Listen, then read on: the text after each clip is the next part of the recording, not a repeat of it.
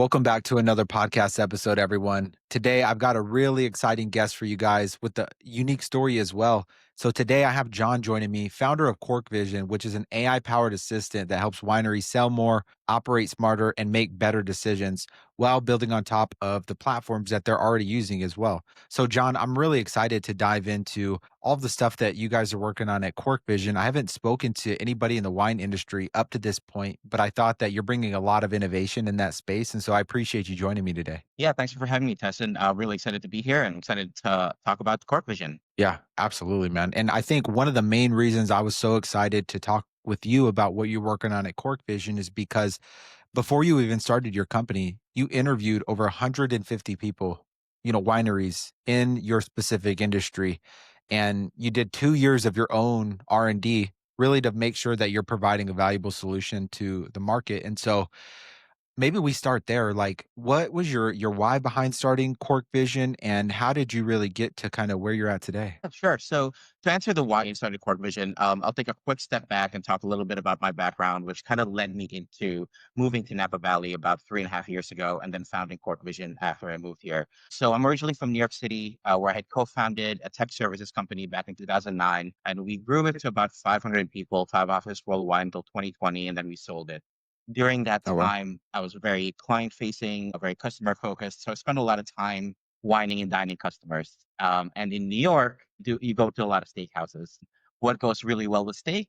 Napa Cabernet. So I first experienced drinking Napa Cabernet through my professional journey, and then I visited Napa for the first time in 2012, and I really fell in love with the area. So over the next few years, I visited quite a few times, and I really made friends with a number of people in the industry over my repeat visits, really fell deeper in love with wine, and really wanted to find my way into the industry. So after we sold the company and I had an opportunity to move to Napa Valley in 2022, I took the leap. I didn't actually have a plan, didn't really intend on starting a company.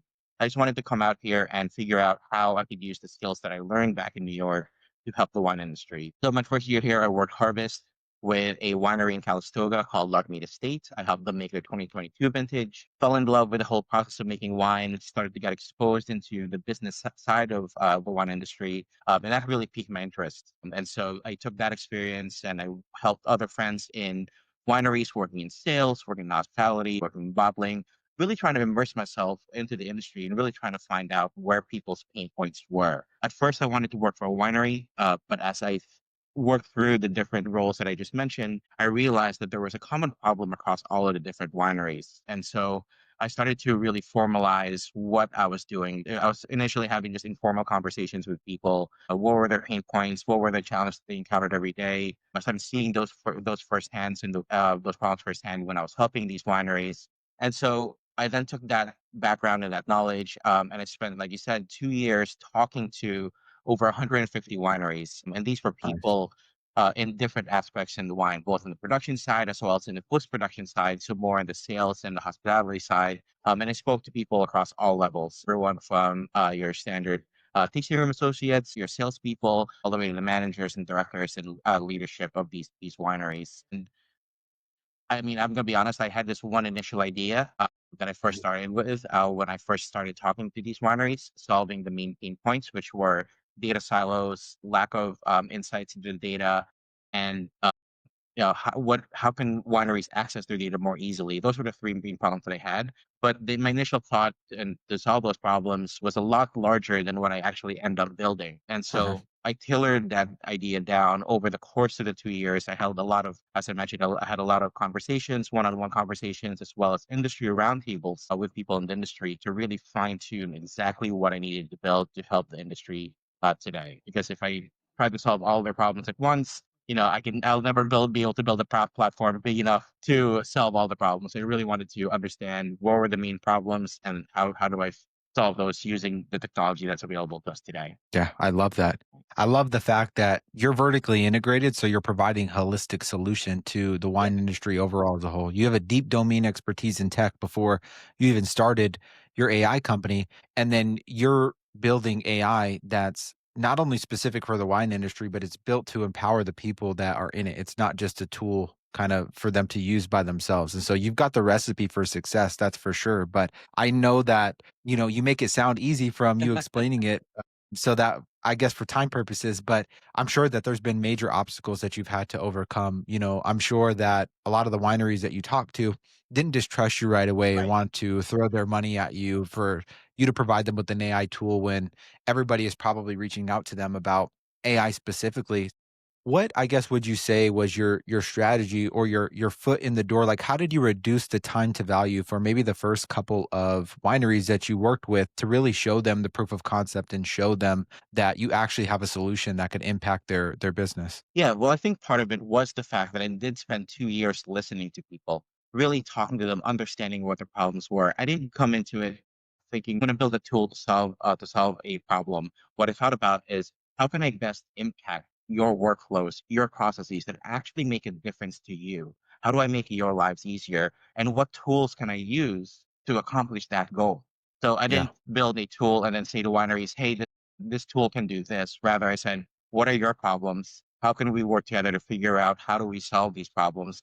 Because these are problems that are endemic across the industry. The wine industry is not known as the most tech forward industry. It's very traditional driven, and that's because of the industry that's in. It's agricultural. It's yeah, family owned for the most part. It's family operated. Traditions are handed down from generation to generation. They're used to doing things a certain way. They see things a certain way. So my job is to understand how can I work with them using their existing processes, empower the yeah. people, like you said, and make things move better, move smoother, move faster. Yeah, absolutely. And I love that approach. I think that's one of not only is it organic, but I think it's the right way to make sure that you're driving the most amount of Mhm. impact as possible specifically. And, I think a common theme on our podcast that usually comes up when I'm talking to founders that are implementing AI solutions into different verticals, and in this case, the wine industry. Did you receive any kind of, even though you spoke to people for over 2 years and you did the research and development, did you get any kind of pushback or hesitancy around the adoption of CorkVision? And like, I guess, how did you bridge that gap of trust, in order for you to get to and grow to the point to where you're at now? Yeah, no, that's a great question. And yes, there was some initial hesitancy about leveraging AI into the workflow because the way wineries look at AI today is kind of how a novice wine drinker walks into a wine shop. They'll see all these labels, they'll see all these wines, they want to start drinking wine, but they don't know where to start. It's almost intimidating. That's how AI Yeah, is today. The AI landscape has expanded so much in 2022 since ChatGPT was first released to where we are today. The wineries didn't know where to begin and were hesitant in knowing where to begin. And also, they yeah, wanted to make sure that whatever data that they shared with these platforms is secured and is protected, and no one else has access to it.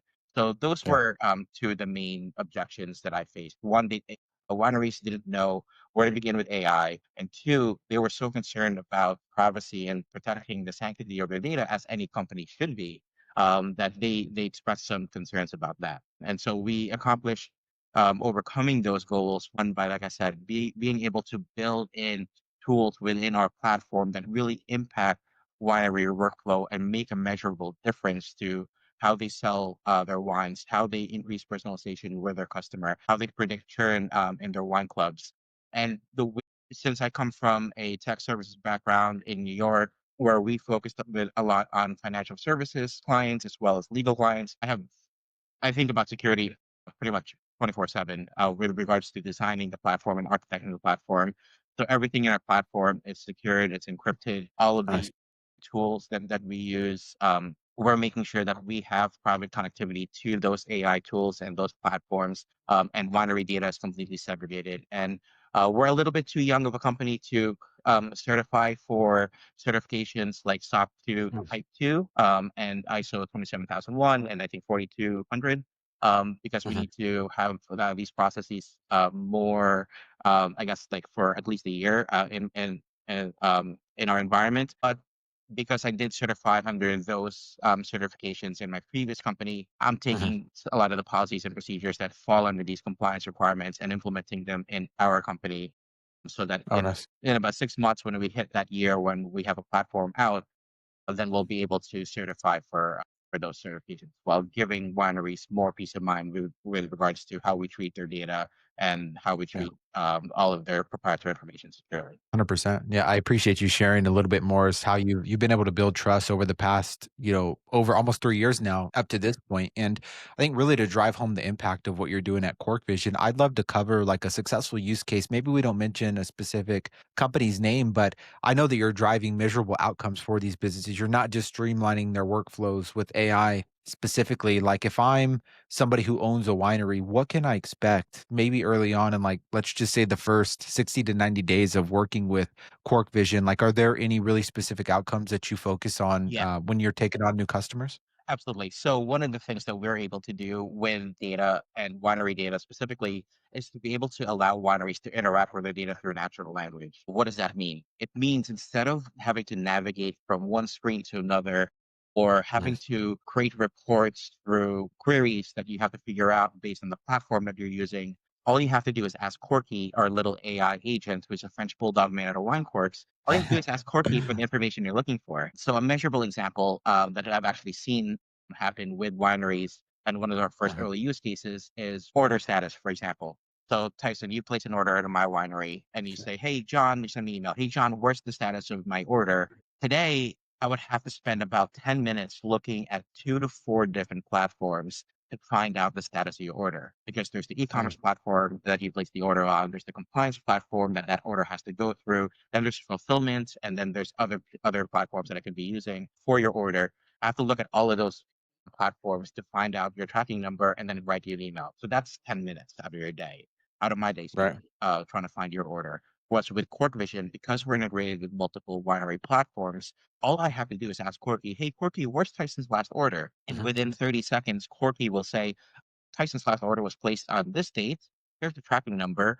Here's what was the order. Here's where it is now. Would you like me to compose an email to Tyson with this update? Now, Corky won't actually send that email to you because I firmly Mhm. believe that humans still do need to be in the loop with Yep. whatever AI outputs before it's sent out to customers or even internal communications. But Mhm. what that 10-minute process now looks at it's like 30 seconds with an email that you can more easily cut and paste and edit before you send it out. So we save a lot of time from just that one example alone. 100%. Yeah, and I appreciate you sharing that use case specifically. I love the fact that you're not just bringing another dashboard Yeah. to wineries specifically. You're actually driving them a measurable impact. I could just imagine the amount of time that's saved because at the end of the day, wineries don't go into business to draft emails and go through different types of inventory orders. You're actually helping them focus on really the higher leverage activities in their business. And I think that that's kind of what AI is all about. I guess my question is like, is there any fragmented software in the winery space specifically? Like, I love that you integrate within the workflows that they already have. But before you came in and you identified some of the problems within the workflows, like what was the overall landscape and environment of some of the softwares that they were using? Were they like legacy systems that were maybe, a little bit slow and fragmented and didn't really integrate with each other? Or were there already any kind of efficiencies that were there? So there were both available to wineries. There were these legacy platforms that didn't fully integrate with other platforms that wineries use. So one of the things that I mentioned was that every e-commerce platform has to send their order through compliance.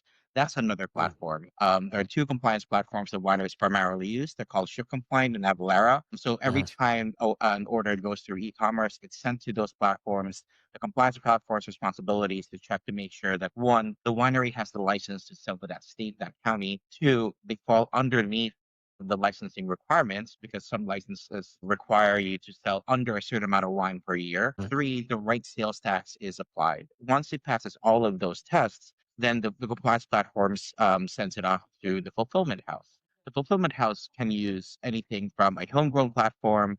There are certain larger fulfillment houses that use bigger platforms like Copper Peak mhm. Logistics, or more frequently, they use Excel to Yeah, keep track of all of their inventory and all of the orders sure. that they need to process.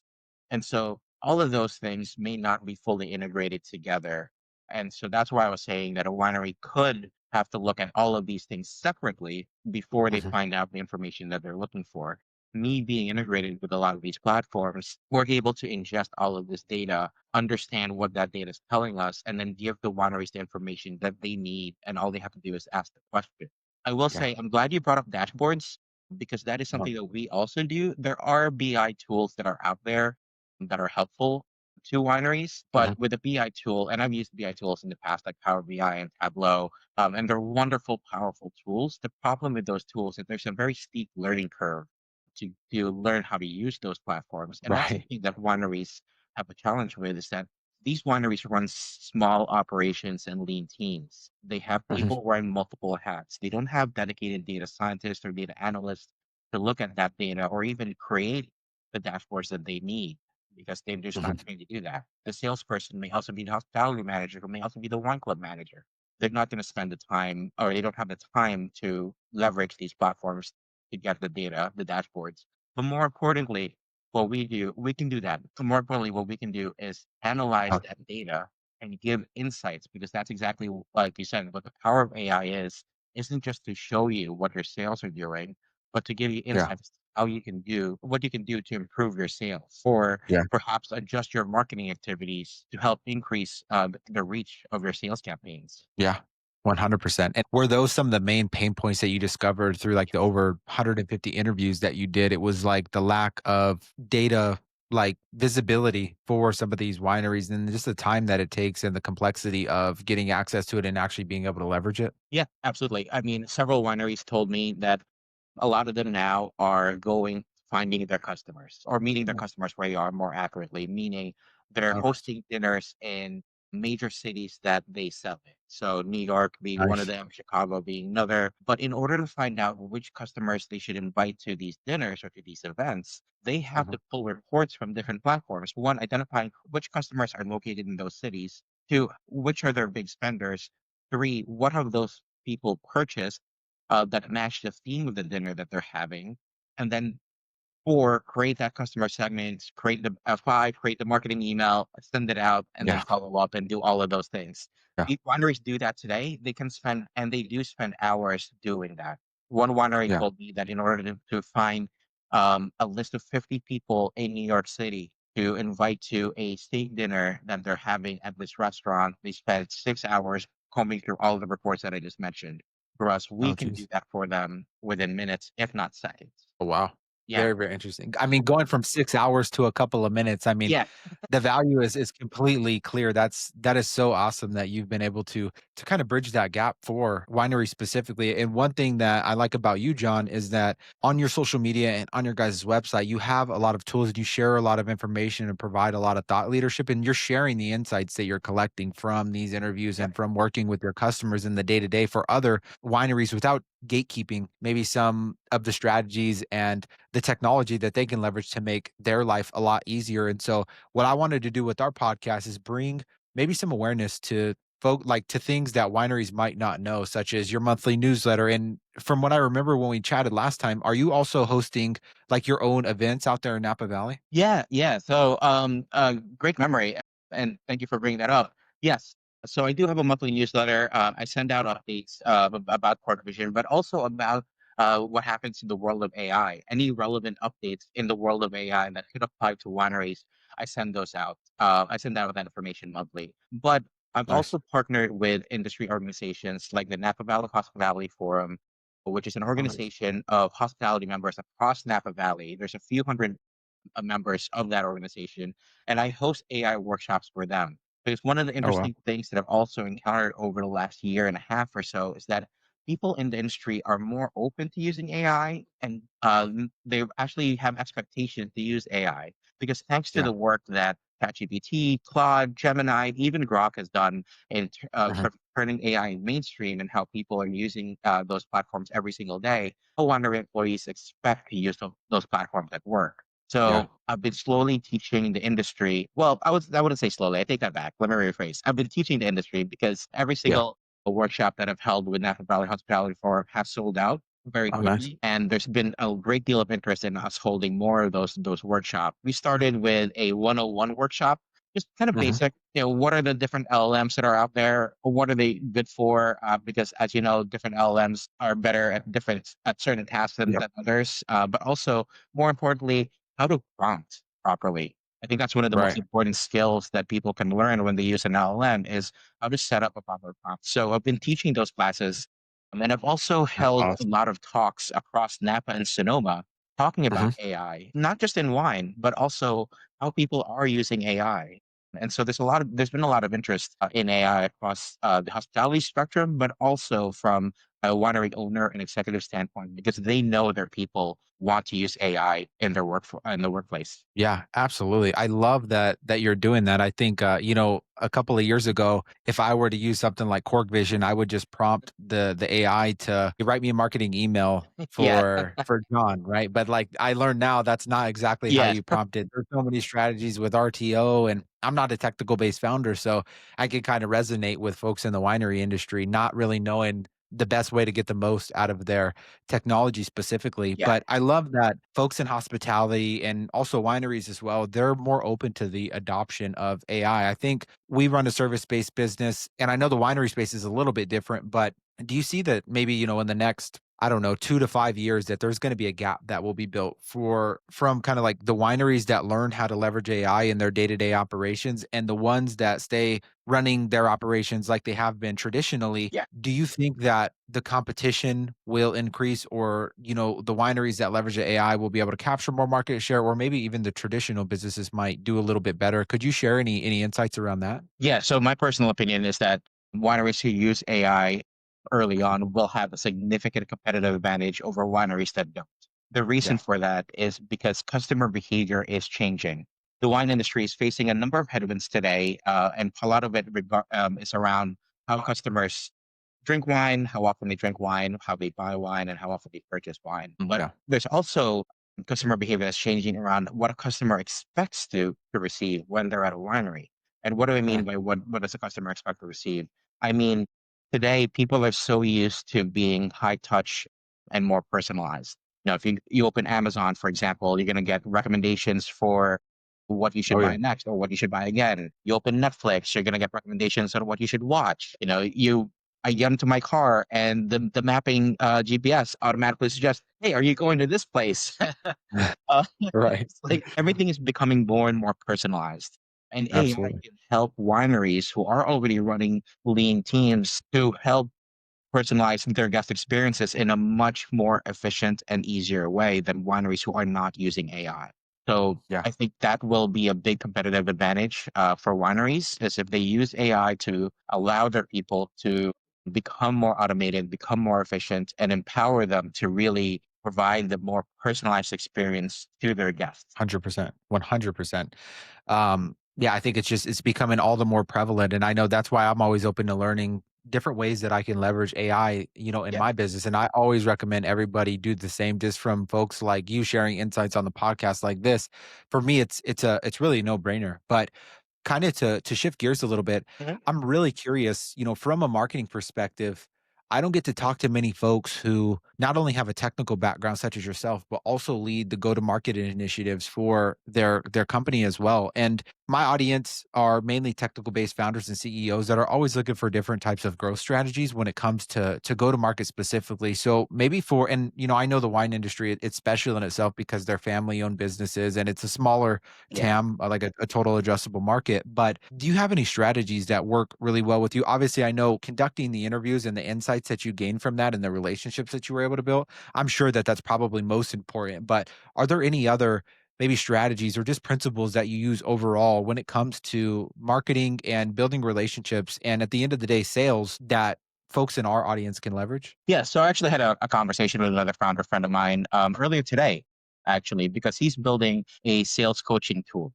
Mm. for an AI driven sales coaching tool for B2B sales. Oh, And wow. what it does is it listens in during sales calls and it provides suggestions and feedback on how the person performed during that sales call. Wow. And it uses AI to understand all of that and provide the insights and the feedback. And so we had a Mhm. conversation about, do you think, in sales, BMs, ESMs, those are all separate sales roles, and they all have Yeah. a role in the sales process, so to speak. Yeah. But he said, "Do you think that those roles will be consolidated?" And I said, "Absolutely," because a lot of those roles, the reason why they're separated is because one person can only do so much. But if you use AI to become more automated, become more efficient, you can reduce the time it takes to perform those manual tasks significantly, thus freeing you up to do more higher level tasks that we talked about earlier.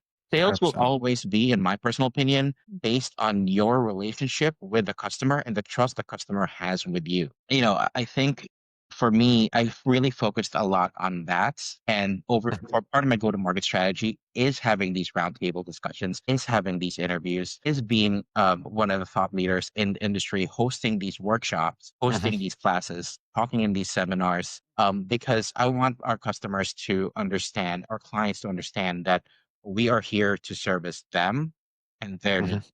And we've built a platform and a tool that really impacts how they do their business in a positive way. My go-to-market strategy has always been to listen to our customers, have regular discussions about how they're using our platform today, what problems and pain points are they seeing, and listening to their suggestions as to how we can improve our platforms, improve the algorithms that we've built to be more accurate or to be more specific, whatever it may be.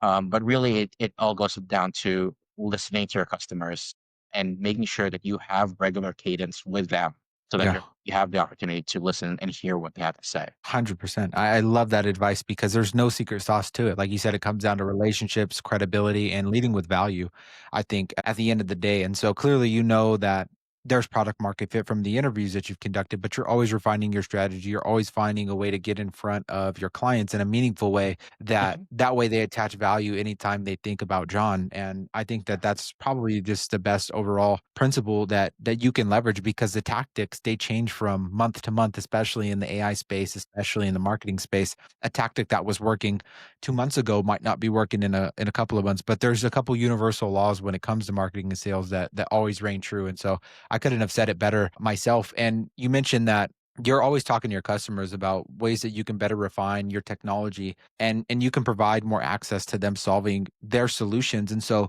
for CorkVision, are there any new initiatives that you're planning on rolling out in the next 6 to 12 months that your customers might not be aware about that we could bring Yeah. up on this podcast? Yeah, absolutely. So, as we mentioned, CorkVision's integrated with different platforms that wineries use, which means we ingest data from those platforms. Mhm. However, our models are only as accurate as the data that we receive. And what we've encountered and what we've seen is that not all the data that we have is pristine or clean. Actually, none of it is. So there's a lot of data cleanliness and there's a lot of the quality issues that we've had to kind of work through and we're continuing to work through, which is not entirely unexpected. Mhm. The people who are filling out these forms or these fields and these platforms, like I said, are typically wearing multiple hats and they're Yeah. hosting multiple guests and they're running around, trying to do multiple things at once. And also, at the end of the day, they're all human, and people do Yeah. make mistakes when they fill in forms and fill in fields. What we're doing is what we're going to be doing, rather more specifically, is we're going to be able to build a dashboard that shows wineries the cleanliness of their data and give them a score and said, "Hey, based on the data that we've ingested, here's the score that you have for your data. It could be 85%, it could be 90%, or it could be even That's 60%." awesome. But more importantly, we're not just going to tell them what that score is because that value is not going to do you anything if you're a winery at the end of the day. Hey, cool, I get 60% of my data score. What does that mean? What does that tell me, right? Yeah. What we're also going to be doing is we're also going to be identifying the areas of data that need the most work. Are you Oh, wow. missing birth dates from your customers? And that's something that's very important for a winery to have. So are you missing birthdays from those customers? You'll be able to click on that and populate the birthdays that are missing. Are email addresses in for first names, which we've seen in the past as well? We're going to be able Mhm. to populate that. Did the order process and ship, but it's still showing as processing? We'll be able to Mm. identify those and tell the winery, hey, these are the orders that you need to look at and you need to fix in order to get accurate reporting on what orders have shipped. So we're giving the wineries effectively a data cleanliness dashboard, but also actionable insights that they can act on based on that data Yeah. cleanliness score. That is awesome. I mean, I wish that you would have chose to build a software in the marketing space, specifically because I pay hundreds of dollars every month on softwares like Clay. So you're basically creating a Clay for the winery industry if you're familiar Yes. with Yep. that software. That is awesome. And I'm sure that your customers and clients appreciate the fact that they have you, John, at the forefront of innovation when it comes to AI. a lot of folks use that term as a buzzword, but clearly you're so vertically integrated that you're thinking about all of their problems and you're kind of solving them one at a time. And I love that approach. And I can't wait to see you roll that out. Hopefully you post about that on LinkedIn and maybe you cover it in some of your workshops. And if you host any in Napa Valley, save me a couple of free tickets, would you? And we'll come out and check you out. That'd be awesome. Yeah, absolutely. You know what? One of my favorite things is to welcome people to Napa and show them some of the amazing experiences that I've been able to have just because I live here and because I'm effectively a quote unquote local. I still consider myself a New Yorker. I will always be a New Yorker, but Yeah. because I'm a local, I've been able to meet the right people and get access to a lot of different experiences that unless you come here multiple times, you may not be able to have access to or even know about. So one of Yeah. my favorite things to do is have people come here, show them things they may not have seen before, introduce them to new wines, introduce them to new wineries, and really Nice. just share the experiences with them because I think that is one of the beautiful things about wine is that it's meant to be something that is shared and something to build memories off of. So anytime you want to come down to Napa, let me know. I'll be more than happy to help plan your trip with you and introduce you to some Yeah. amazing wines and amazing experiences. That would be absolutely awesome. Maybe, we record an in-person podcast in the next couple of months here There once you you roll go. out some of these features at one of the wineries that you're doing business with. I think that would be an awesome Absolutely. podcast. I want to start doing a lot more in-person content, but I know we talked a little bit about the events and the workshops and the newsletter that you have specifically. I want to include a link to your guys' website in the description of this video and also links to your social media like LinkedIn as well. But do you have any other links for folks to learn more about some of those workshops that you're hosting or even with your monthly newsletter as well? Yeah, I think a lot of information that about what we do will be in our newsletter as well as our website and also LinkedIn. I've found LinkedIn to be surprisingly a pretty big hub of activity for the wine industry. Oh, well. As you said, I've posted quite a few things on LinkedIn as CorkVision, and my go-to-market strategy was initially to start in the Napa Sonoma area because that's where I have a lot of my connections and that's where I'm based Right. out of. But with people on LinkedIn, I've had wineries from all over the world reach out. I'm very Oh, curious wow. to learn more about CorkVision and learn curious about AI. AI is not just it's a global tool. It's a global movement that people are behind, and so yeah, I've had wineries globally reach out on LinkedIn. So I think staying in contact with us through LinkedIn as well as your newsletter would be the best. Yeah, that is very, very awesome. And like I said, I'll make sure to include links in the descriptions to all the stuff that you have going on. But I think, folks reaching out to you organically on LinkedIn, it just goes to show that they can see you're trying to provide intentional value to the winery space overall. And I think that shines through, it kind of cuts through some of the noise that's on the platform right now in itself. And so that's a really awesome. And I appreciate you sharing that. I think that I could kind of take a page out of your book from that standpoint. But John, before we wrap up here, what's maybe one last thing that you want to leave your audience with, whether that's folks in the wine industry or even in the tech industry as well, in the way that they think about Cork Vision? Well, I think, one of the biggest concerns that people have with AI is the fact that they don't want people's jobs to be taken away. And I don't either. I'm not building this to eliminate roles. I'm building this to empower people. Yeah.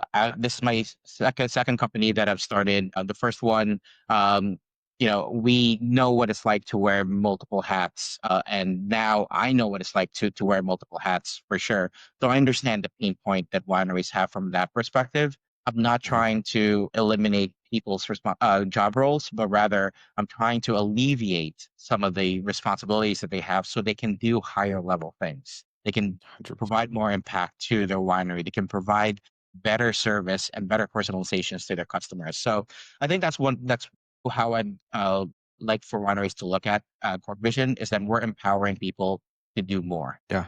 Yeah, basically not eliminating people, but enabling them to Exactly. create the impact that they're looking to have. And so I couldn't have said it better myself, but for any of the folks in the audience, if you have any questions for John or if you have any questions from this podcast specifically, feel free to comment if you see it on YouTube or comment if you see it on LinkedIn. I would absolutely love to bring you back on, John, and answer some of Yeah. those questions, whether that's in person like we chatted about or even on another podcast like this. But I just wanted to tell you thank you so much again for coming on our show and sharing your insights and really for your time today as well. Yeah. Thanks so much for having me on, Tyson. It's such a great conversation. And I look forward to your visit in Napa. I'll make sure that we stay in touch for sure. But But yeah, there you have it, guys. Like I said, let us know if you have any questions, and we'll catch you in the next video.